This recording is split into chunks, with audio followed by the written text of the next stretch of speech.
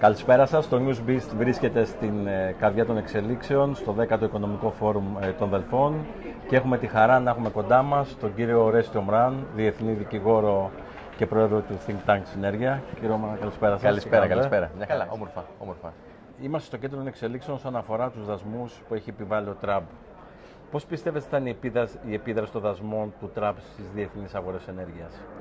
Κοιτάξτε, νομίζω ότι υπάρχουν δύο όψεις. Υπάρχει μία άκρος θετική, η οποία μπορεί να αποδειχθεί προσωρινή. Τι εννοώ? Εξηγούμε.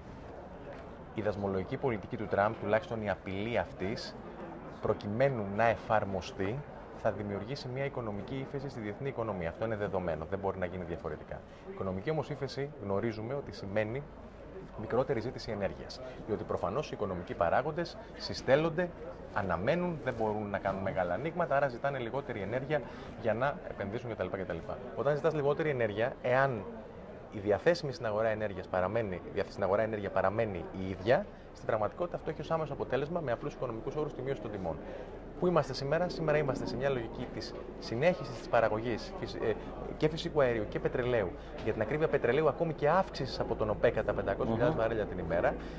Η ζήτηση μειώνεται γιατί είναι η ίδια λογική με το χρηματιστήριο, συστέλλονται οι οικονομικοί παράγοντες. Άρα, τι γίνεται? Αμέσως έπεσαν οι τιμές στο πετρέλαιο, έπεσαν οι τιμές στο φυσικό αέριο και πέφτουν κατ' επέκταση και οι τιμές στην ηλεκτρική ενέργεια. Αυτό είναι θετικό προφανώς σε οικονομίες όπως η δική μας, που υπάρχει άμεση εξάρτηση από το εξωτερικό για την ενέργεια την οποία καταναλώνουμε.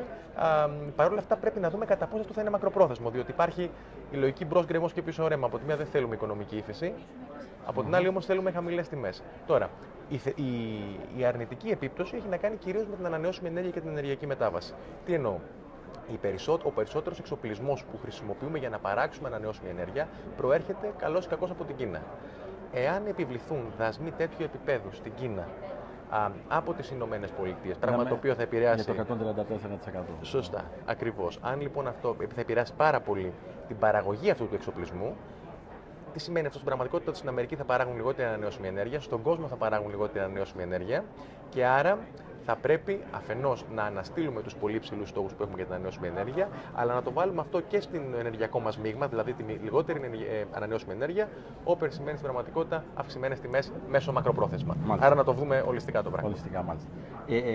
Στη χώρα μας πώς θα επηρεαστούμε από τους δασμούς του Τραμπ και ποιες είναι οι βασικές προκλήσεις για την ελληνική οικονομία και για τις επιχειρήσεις? Λοιπόν, εγώ θεωρώ ότι υπάρχουν άμεσες και έμεσες συνέπειες.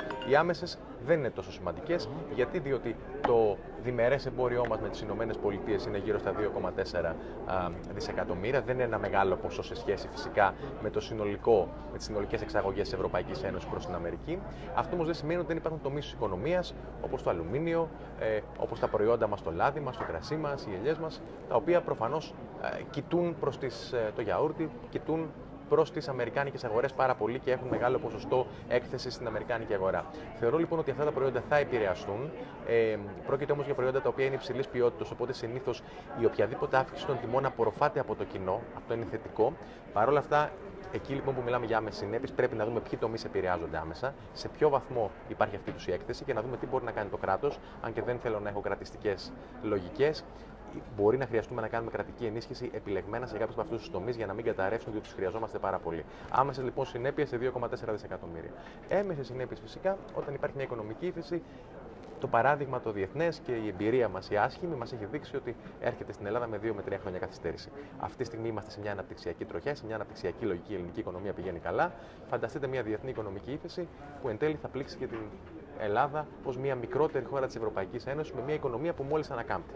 Άρα λοιπόν συνέπειες υπάρχουν, χρειάζεται όμως, αν μου επιτρέπετε, ενεργό συμμετοχή της Ελλάδος στην Ευρωπαϊκή Ένωση θεσμικά, διότι αυτός είναι ο μόνος δρόμος. Δεν μπορούμε μόνοι μας να πάμε να διαπραγματευτούμε με τον Τραμπ, θα διαπραγματευτούμε μέσω της Ευρωπαϊκής Ένωσης. Έτσι ώστε να εξασφαλίσουμε στη διαπραγμάτευση αυτή την καλύτερη προνομιακή μεταχείριση των ελληνικών προϊόντων, γιατί όχι και την εξαίρεση κάποιων από αυτών, και φυσικά και την ενίσχυση του διεθνούς ρόλου της χώρας σε αυτή την μεγάλη διαπραγμάτευση, η οποία θα καθορίσει κατά την ταπεινή μου άποψη και το νέο γεωπολιτικό σκηνικό.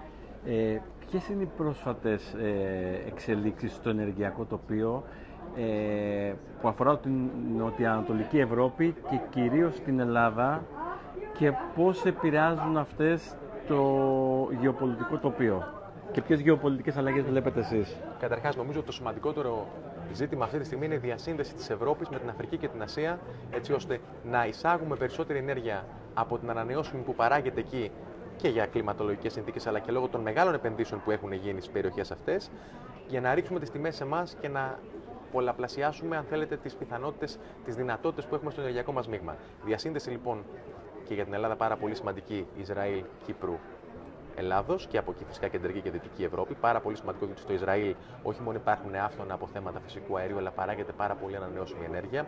Το Ισραήλ θα γίνει, έχει υπάρξει και θα παραμείνει κατά τη γνώμη μου καθαρός εξαγωγέας ενέργειας. Οπότε γεωστρατηγικά, γεωπολιτικά και οικονομικά εν στενή ενία μας συμφέρει να πραγματοποιηθεί αυτή η διασύνδεση. Αντίστοιχες διασυνδέσεις επιδιώκονται μέσω της Κρήτης. Υπάρχει δηλαδή ένα πολύ μεγάλο project αυτή τη στιγμή, Αίγυπτος, Κρήτη και από εκεί. Αίγυπτος, Πελοπόννησος και από εκεί κεντρική και δυτική Ευρώπη. Ένα πολύ μεγάλο έργο το οποίο φαίνεται ότι προχωράει, τεράστια επένδυση, συνεπένδυση ελληνική που νομίζω ότι έχει πολύ θετικά χαρακτηριστικά και είναι και το παράδειγμα το οποίο χρησιμοποίησαν εν τέλει, και αυτό έχει πει σημασία, οι Ιταλοί με τους Τινήσιους που επιχειρούν μια αντίστοιχη διασύνδεση μεταξύ Τινησίας και Σικελίας. Άρα στην πραγματικότητα είμαστε πρωταγωνιστές. Υπάρχουν οικονομικοί παράγοντες στη χώρα οι οποίοι πρωταγωνιστούν σε αυτό το πλαίσιο. Πρέπει να είμαστε πάρα πολύ αισιόδοξοι που το επιχειρούμε, αλλά θα πρέπει να εντάξουμε όλες αυτές τις προσπάθειες στην ευρύτερη, αν θέλετε, ανάπτυξη και στην ευρύτερη πολιτική την ενεργειακή της Ευρωπαϊκής Ένωσης. Διότι εν τέλει η Ευρωπαϊκή Ένωση μας βοηθά, μας στηρίζει και μας χρηματοδοτεί, γιατί ένα μέρος αυτής της ενέργειας θέλει να καταλήγει και σε αυτούς λόγω της μεγάλης εξάρτησης που έχουν από τις αγωγές. Θέλω να κλείσω με μια πολιτική ερώτηση. Εσείς ήσασταν υποψήφιος ευρωβουλευτής με το ψηφοδέλτιο της Νέας Δημοκρατίας στις τελευταίες ευρωεκλογές. Αν βλέπατε τον Πρωθυπουργό και σας ρωτούσε πάμε Τραμπ ή μένουμε Ευρώπη, τι θα του λέγατε? Είναι ένα δίλημμα το οποίο είναι ψευδοδίλημμα για μένα. Το ένα δεν αναιρεί το άλλο και απεδείχθηκε από την χθεσινή δήλωση του Τραμπ, ο οποίος επικρότησε μια αντίστοιχη δήλωση του Έλληνα Πρωθυπουργού. Εγώ θα έλεγα πρωταρχικά πάμε Τραμπ, θα είμαι τελείως ξεκάθαρος και τελείως ανοιχτός, διότι αυτή είναι η διεθνή στάση, διότι δεν θα πρέπει να έχουμε συμπλέγματα, αν θέλετε, τα οποία προέρχονται και από άλλες χώρες της Ευρωπαϊκής Ένωσης, οι οποίες έχουν διαφορετικούς ιστορικοπολιτικούς λόγους, διαφορετικές κοινωνιολογικές ανησυχίες για την αντίθεση τους προς τον Τραμπ. Το συμφέρον της Ελλάδος ήταν πάντοτε στο άρμα των ΗΠΑ, αλλά φυσικά δεν ξεχνούμε ότι η θέση της Ελλάδας είναι στην Ευρωπαϊκή Ένωση και μέσα από την Ευρωπαϊκή Ένωση όχι μόνο θα ενισχύσουμε τις σχέσεις Ελλάδος-ΗΠΑ, αλλά και Ευρωπαϊκής Ένωσης και Ελλάδος. Άρα πρωτίστως πάμε Τραμπ. Πάμε και Τραμπ. Σας ευχαριστώ πάρα πολύ. Και εγώ, για την παρουσία σας. Να είστε καλά. Και εγώ πολύ.